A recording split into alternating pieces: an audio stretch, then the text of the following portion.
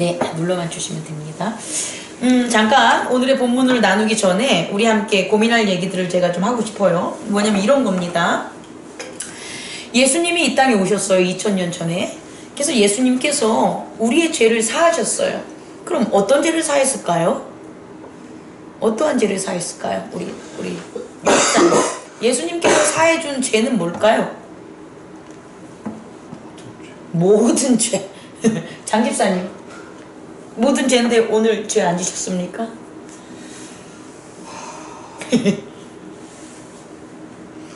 우리 장집사님요, 예수님께서 우리에게 사한 죄는 무슨 죄일까요?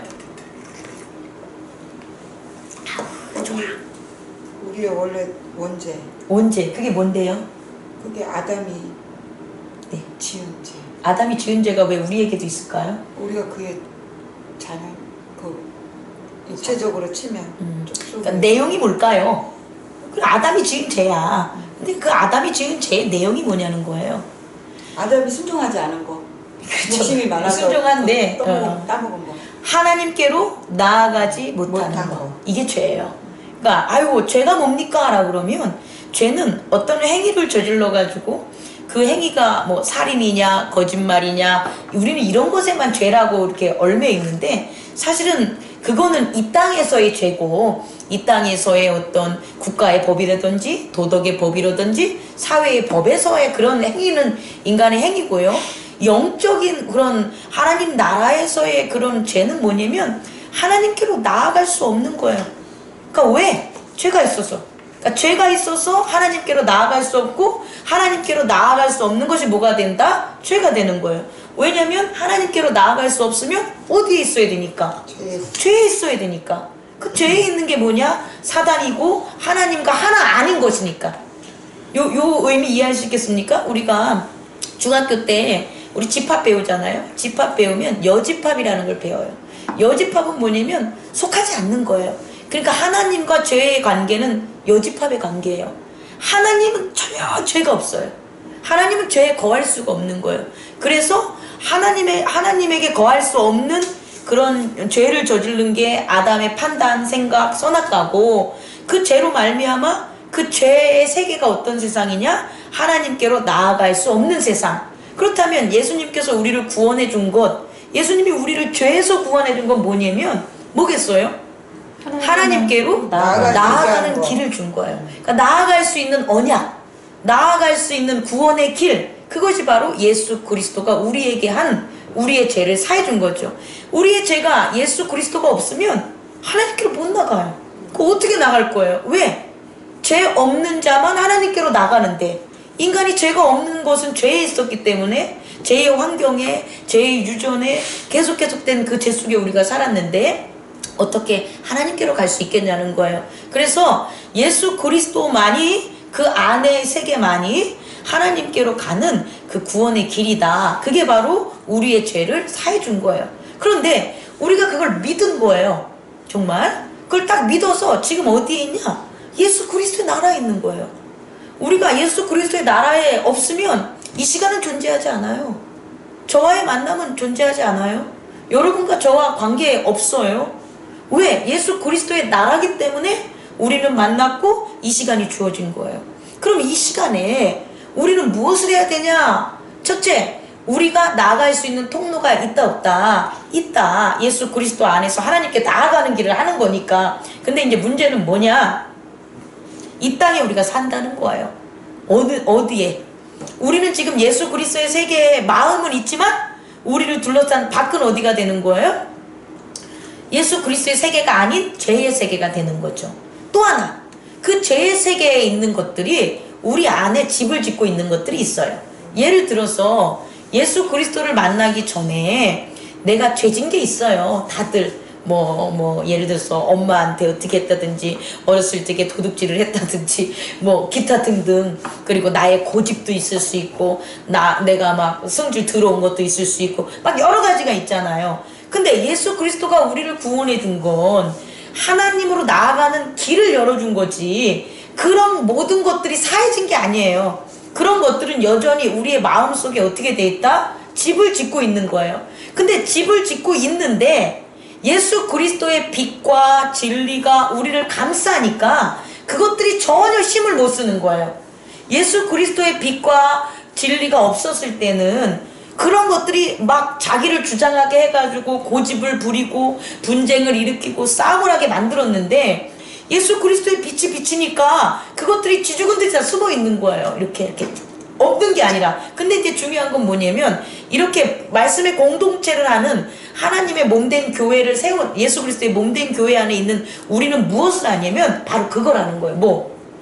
각자의 마음 속에 여전히 있는 내가 경험했던 죄, 그건 없어요. 예전에 지은 게 지금 우리한테 효력은 없어. 하지만 그 죄를 지었다는 기억이, 죄를 그렇게 내 마음대로 했었던 나의 관성이 말씀을 쫓아가는 것을 막는다, 그 소리예요.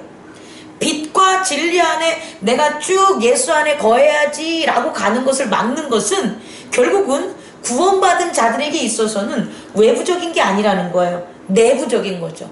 내 속에 있는 내 세계의 마음 속에 내가 해결하지 않는 것들, 때로는 억울해서 해결하지 않는 것들도 집을 지어놓은 게 있고, 때로는 두려워가지고 해결하지 않는 것도 있을 수 있고, 때로는 막 진짜 슬퍼가지고 낭만함으로 지어놓은 모두 있을 수 있고, 이런 것들, 그런 것들을 말씀으로 이제 어떻게 되냐? 퍼는 거예요.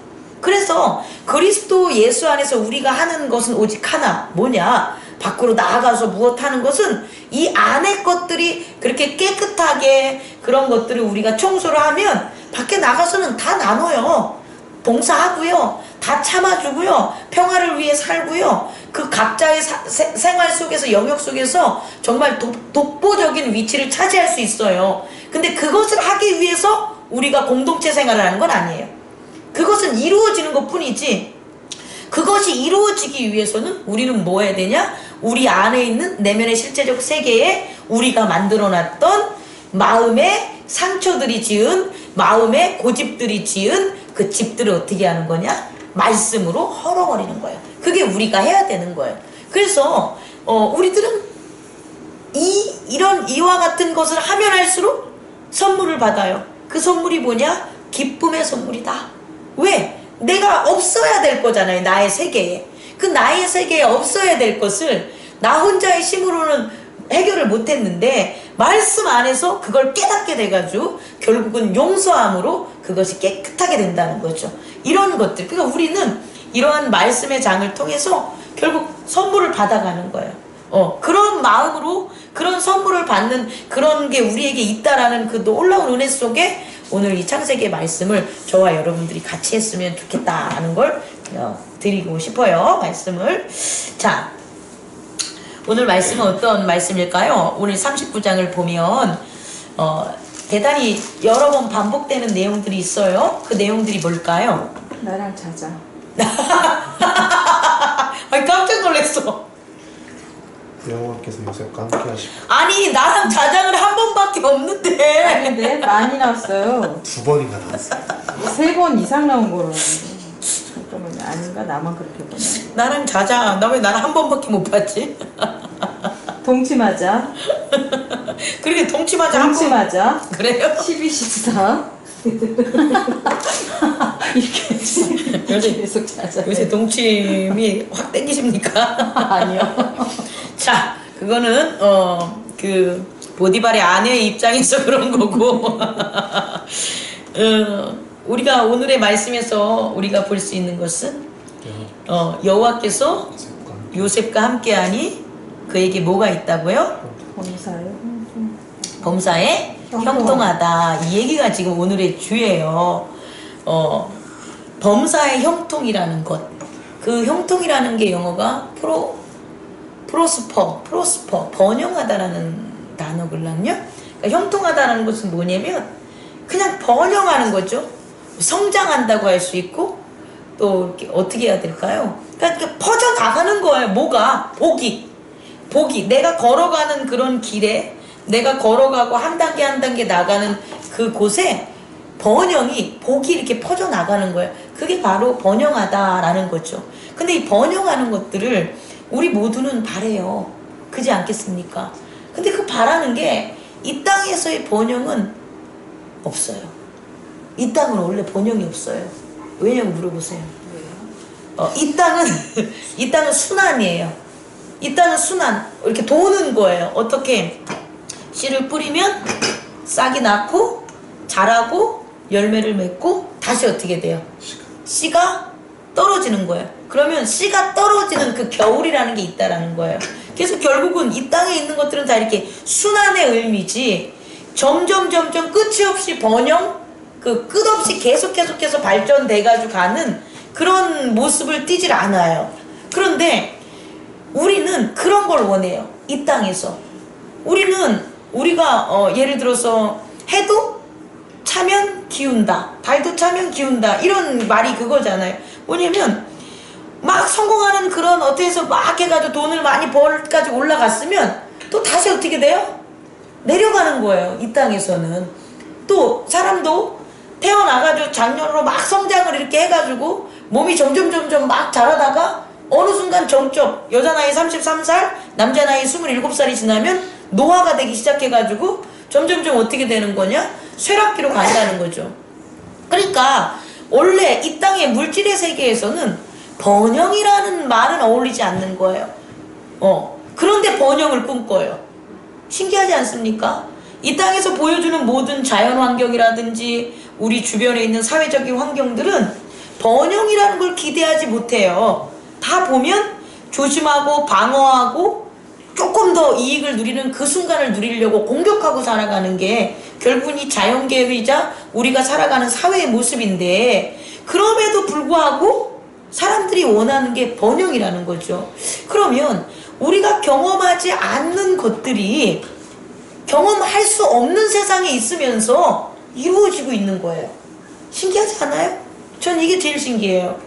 이 땅이 하나님이 그의 은혜와 사랑하심이 없으면 모두가 다 우울하게 살다 우울하게 죽는 거든지, 모두가 미치게 살다가 미쳤다 죽는 거라든지, 모두가 사는 게 똑같아야 돼. 왜냐하면 보고 듣고 느끼는 게 동일하니까 결국은. 근데 그게 아니라는 거예요. 눈으로 보고 듣고 느끼는 건 동일할지 몰라도, 아니 어떤 사람은 전혀 다른 그런 모든 사람이 보고 듣고 느끼는 것이 아닌 것을 추구하게 되고, 그 아닌 것에 도전하게 되고, 그리고 그 아닌 것을 하면서 오히려 더 염려하고, 아니 너 그렇게 하면 무슨 소용이 있어 하지만 결국 큰 번영과 복을 누리는 경우들을 보게 된 거예요. 저는 이게 신기하다라는 거예요. 만약에 하나님이 우리를 사랑하고 그의 은혜가 없다면 우리에게는 그런 일들이 벌어지지 않겠죠. 그냥 이 땅에 살다가 이 땅에서 죽으면 끝의 그런 모습인데, 그게 아니라 하나님은 우리랑 함께 있기 싫어서 우리를 버린 게 아니라 우리가 하나님과 함께 있기 싫어서 떠난 거라는 거예요.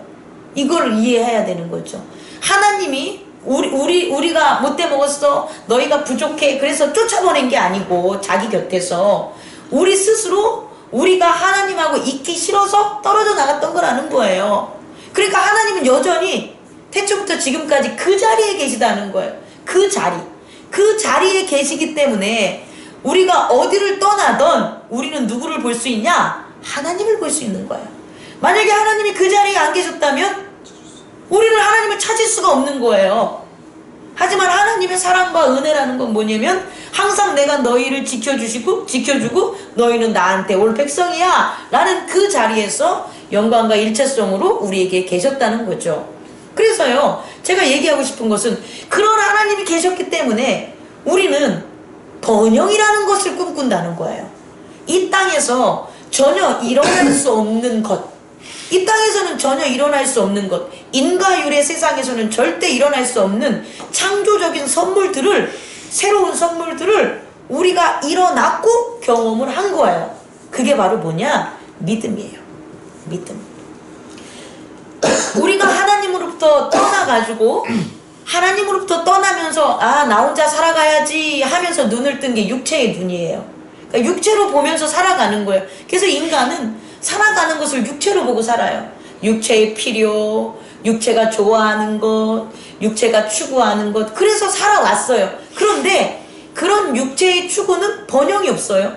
아까도 얘기했듯이 자연계의 원칙대로 내가 경쟁에서 이기면 승자를 잡았다가 결국 나보다 심센 놈이 나오면 나는 떨어지는 이런 일밖에 안 벌어지는 거죠. 그런데 그 육체로 보고 살아온 사람들 중에 그 육체의 덧없음, 육체가 전부가 아니라는 걸 깨닫게 하는 하나님의 선지자적 울림과 그의 말씀으로 말미암아 돌이킨 자들이 이제는 그가 살아가는 세상을 육체의 눈으로 보지 않고 뭐로 보냐? 믿음의 눈으로 봤다는 거예요.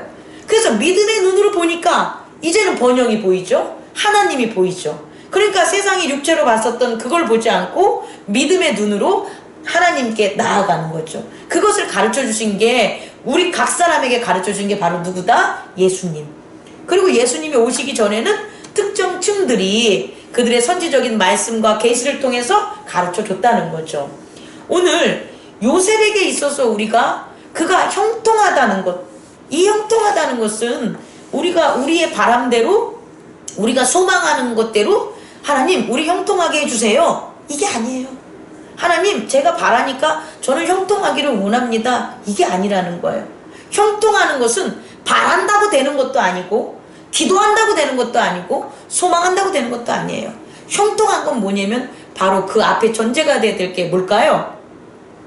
주가 그와 함께하니, 주가 그와 같이 하니가 되는 거예요. 주가 그와 같이 하니, 주가 그가 같이 하기 때문에 형통하다는 거예요. 다시 말해서 번영하다는 거예요. 다시 우리가 이 땅에서 살아가면서 콩 심은 데 콩 나고 팥 심은 데 팥 나니까 내가 잘못을 한 거예요. 그럼 그 잘못한 것 때문에 때로는 다치기도 하고 병도 얻고 극한 경우엔 죽기도 해요. 그런데 다치기도 하고 죽기도 하고 병들기도 하는 것들을 안 하게 할 수 있는 법도 나온다는 거예요. 피하게 하는 법도 나온다는 거예요. 그게 뭐냐? 바로 주와 같이 하면 되는 거예요. 왜냐하면 주와 같이 걸어가면 누가 걸어가는 거예요? 내가 걸어가는 거예요? 주가 걸어가는 거예요? 주가 걸어가는 거예요. 주가 걸어간다는 것은 이 땅에 있는 죄의 법을 따르지 않는다는 거예요.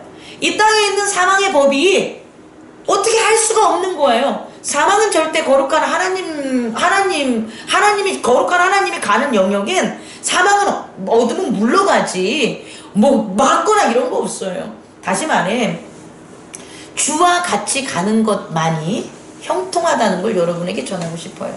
그 형통함을 누가 했냐? 바로 요셉이 했다라는 거예요. 그런데 그 형통함은 모두가 다 바라보게 한다는 게 특징이에요. 나만 형통해, 몰래 비밀스럽게 하나님과 함께해, 산속에서 은둔해, 나 혼자 하나님의 영광을 봤어, 이러지 않아요. 하나님의 형통함은 뭐냐면 하나님이 그와 함께 가고 있는 것들을 보여주는 거예요. 다시 말해 이 땅에서 형통하다는 것은 뭐냐? 우리가 누구와 함께 가고 있다라는 거예요? 하나님과 함께 가고 있다라는 거예요. 형통하십니까? 아멘. 형통하십니까? 형통하시죠? 하나님과 함께 가기 때문에 우리는 이 자리에 온 거고 죄를 용서받았고 이렇게 아름다운 찬양과 말씀을 나눌 수 있다라는 거예요. 다시 말해 우리가 하나님의 형통함은 이 세상에 드러나는 빛과 소금과 같다는 걸 여러분에게 전하고 싶어요. 그 형통함을 누가 봤냐 이거예요. 누가? 보디발이 본 거예요. 뭐라고요? 보디발. 야 이제 재밌는 일이 벌어져요.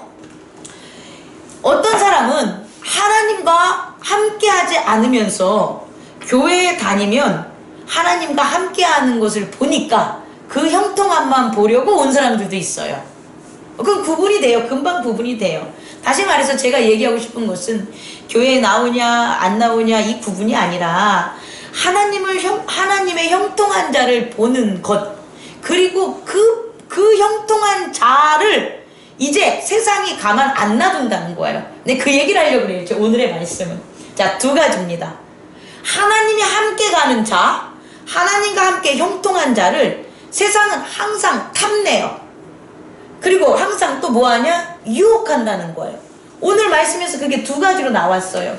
지금 말한 것처럼 탐내고 유혹하는 형태밖에 없어요. 이걸 조심하라는 거예요. 여러분이 세상에 나가서 여러분에게 자기 능력보다도 더 잘해줘. 아이고 나를 왜 괜히 잘해주는지 몰라. 왜 나를 이렇게 추앙해 주지? 이런 게 듣고 야 나 좀 따라와봐, 뭐 나 좀 따라와봐, 좋은 게 있어 막 하는 사람들이 있으면 이제 판단을 하셔야 되는 거예요. 아니 쫄래쫄래 따라가가지고 그냥 그 사람하고 이끌려 다니면 안 되고, 뭐냐, 이 세상에 있는 모든 외부의 사람들은 하나님과 함께 걸어가는 그 형통한 자들을 두 가지에서 이용하려고 그러는데, 한 가지 방법은 그를 정말 이용하는 거예요. 뭐? 그의 형통함. 그가 일을 잘해. 그가 있으면 잘 될 것 같아. success라고 나와 있잖아요, 여기. 그러니까 그가 있으면, 나랑 있으면 잘 될 것 같아. 그래서 이용하는 거예요. 누가? 오늘 말씀에서 보디발이. 보디발은요, 하나님을 알기 위해서 요셉을 자기 가정의 총리로 둔 게 아니에요. 보디발은 자기 집에 요셉을 데려온 건 뭐냐면, 그가 하나님이 함께해서 형통함을 봤다고 나와요. 보니까 그가 하는 것이 잘 되니까 그를 자기 집에 들이면 자기 집도 잘 될 것 같기 때문에 요셉을 어떤 거예요? 드린 거예요. 다시 말해, 요셉을 믿은 것도 아니고, 요셉을 신뢰한 것도 아니고, 요셉에게 자기 재산을 주려고 한 것도 아니고, 자기의 가정을 이으려고 한 것도 아니에요. 그 뭐냐? 뭐 하려고?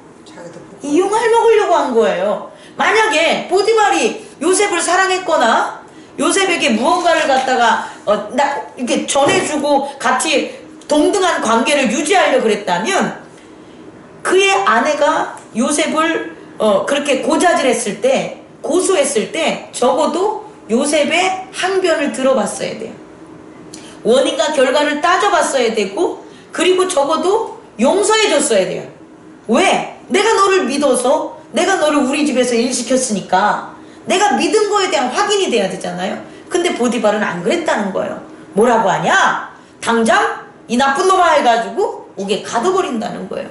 이거를 보라는 거예요. 세상이 하나님을 믿는 사람들, 다시 말해 세상에 있는 사람들, 하나님과 함께 가지 않는 사람들이 우리를 탐내는 이유, 여러분들을 탐내는 이유는 딱 하나예요. 어려울 때 기도라도 해가지고 자기들 잘 되려고 이용해 먹는 거예요. 근데 그 이용해 먹는 것을 여러분이 마음도 주고 뜻도 주고 정도 주고 찔찔대지 말라는 거예요. 많은 사람들이 그래요. 아이고 힘들어 죽겠어요. 제가 믿었던 사람이 아이고 저한테 이렇게 했대요. 아니 네가 왜 걔를 왜 믿어? 하나님을 믿어라 제발, 그 마음으로. 제가 사랑했던 사람이 저를 배신했어요. 야, 세상에서 이익이 없이 사랑해주는 사람이 어딨어. 그 하나님을 좀 사랑해봐. 세상 사람들을 좀 사랑하지 말고. 난 이렇게 전하고 싶어. 만약에 정말 그 세상 사람이 우리를 사랑해줬어, 그럼 희생이라는 게 보여요. 항상 그런 거예요. 정말 마음을 주고 뜻을 나눈 것은 어떠한 어려움이 있을 때 희생이라는 것, 용서라는 게 병행이 돼요. 근데 그런 게 없는 관계는 무조건 이익관계고 무조건 우리를 이용해 먹는 관계다라는 하나를 발견하시기 바랍니다. 두 번째는 뭐냐면, 요거보다 더 유혹하는 경우가 있어요. 이제 이거를 우리가 정말 조심해야 돼. 이용해 먹는 건 그래도 대충 알아요. 그리고 이렇게 분별함이 있어요. 그런데 두 번째 세상이 유혹하는 건 뭐냐면, 내가 너와 하나 되기 원해, 이거야. 내가 너와 하나 되기 원해. 오늘 장 집사님이 주목했던 나랑 자자, sleeping with me, 나랑 자자, 이런 것들이 또 다른 두 번째 유혹이라는 거예요. 뭐냐? 너 내 편 하자. 내가 너 사랑해 줄게. 내가 너 뭐 해줄게. 내가 너 도와줄 테니까 나랑 같이 있자. 이렇게 다가온다는 걸 잊어주면 안 돼요. 오늘 몇 번 반복됐다 그랬잖아요. 나랑 자자. 그러면 보디발의 아내는 왜 요셉에게 자자고 했을까요? 그냥 단지 요셉이 젊어서? 얼굴이 잘생겨서? 그거에 비해서는 잃는 게 너무 많잖아. 그렇지 않아요? 보디발이 뭐 하는 사람이에요, 여기? 제가 보니까 친위 대장이에요. 군대에서 스타예요, 스타. 별이야. 이런 사람의 아내예요. 그러면 발칵되면 끝이야, 끝. 아닌가? 여러분들 너무 이걸 좀 리얼하게 봐야 되는데, 아니, 근데 그 친위대장이 젊은 놈하고 이렇게 자서 발각되면 가만 놔두겠어요? 죽여버리겠지? 그런데 도대체 왜 보디발의 아내는 요셉을 유혹했냐는 거예요. 단순히 하룻밤의 유혹이 아니에요. 뭐냐? 요셉의 형통함을 보디발의 아내 또한 갖고 싶은 거예요. 보디발이 요셉의 형통함을 자기의 성공으로 한 이익으로 이용을 했다면 보디발의 아내는 요셉과 하나가 돼서 아예 보디발이 가진 모든 것들을 빼앗을 수 있는 거죠. 그걸 여자의 야심이라고 하나요? 클레오파트라? 그런 모습인 거예요, 지금. 이 모습이. 그러니까 제가 얘기하고 싶은 건 뭐냐면, 우리에게 그렇게 세상이 어둠이 다가온다는 걸 얘기해주고 싶은 거예요.